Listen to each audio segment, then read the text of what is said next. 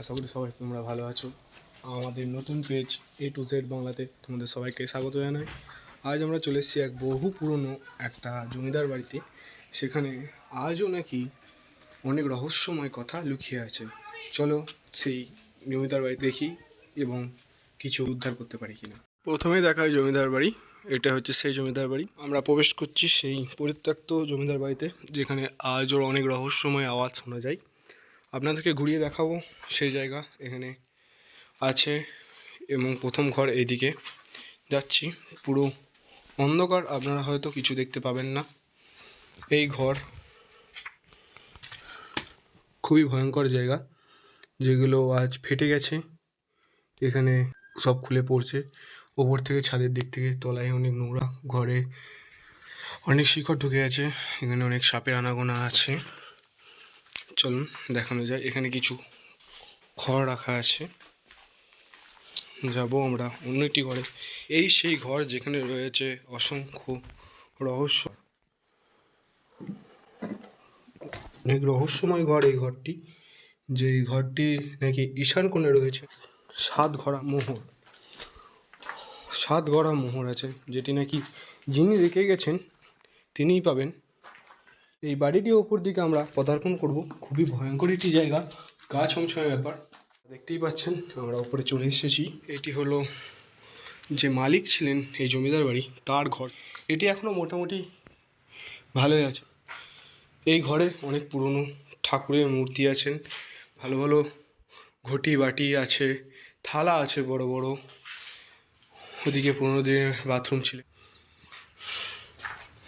আপনাদেরকে দেখাই এই সেই রহস্যময় আরেকটি ঘর। এখানে দেখতে পাচ্ছেন একটা লোকনাথ বাবার মূর্তি। এখানে একটি আলমারি, পরিত্যক্ত আলমারি। আলমারিটার চাবি আজ পর্যন্ত খুঁজে পাওয়া যায়নি এবং এই আলমারিটা খুলেও দেখা হয়নি। এদিকে বাথরুম। আর এই সেই রহস্যময় দরজা, আলমারির পিছনে আছে সেই রহস্যময় দরজা, যেখান থেকে যাওয়া হতো পাতাল লোক। পাতাল লোক মানে জমিদারদের যখন তারা সুদের কারবার করতেন, তো তখনই এখানে তারা সুদ দিতেন, টাকা ধার দিতেন লোককে।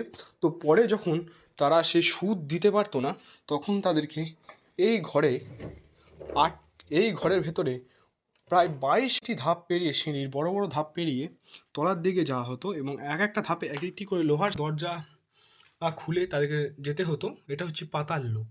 আপনারা দেখতে পাচ্ছেন এখানে অনেক বই পুরোনো দিনের জিনিসপত্র আছে, যেটি এখন পরিত্যক্ত। সেখানে যাওয়া আমাদের পক্ষে খুবই বিপজ্জনক, তো আমরা সেখানে যেতে পারছি না। আপনারা দেখতে পাচ্ছেন ওখানে লোহার দরজাটি আছে। এইটি এরকম 22খানা লোহার দরজা পেরিয়ে যেতে হতো। ওখানেই রয়েছে হাজার হাজার মানুষের লাশ, কঙ্কাল, যারা সেই সময়ে সুদ দিতে পারতেন না বা টাকা ফেরত দিতে পারতেন না। তাদেরকে জমিদার বাবুর লোকেরা তাদেরকে মেরে সেখানে ফেলে দিত। খুবই বিপজ্জনক একটি জায়গা। তো সেই পাতাল লোকের যাওয়ার সাহস আজ পর্যন্ত কেউই এখানকার করেনি।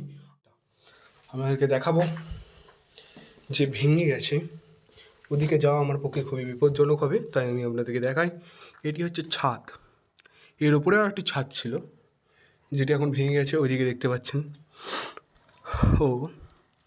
এখানে চিলেকোঠা আছে। চিলেকোঠাটা আপনাদেরকে আমি দেখাতে পারি কিনা দেখি।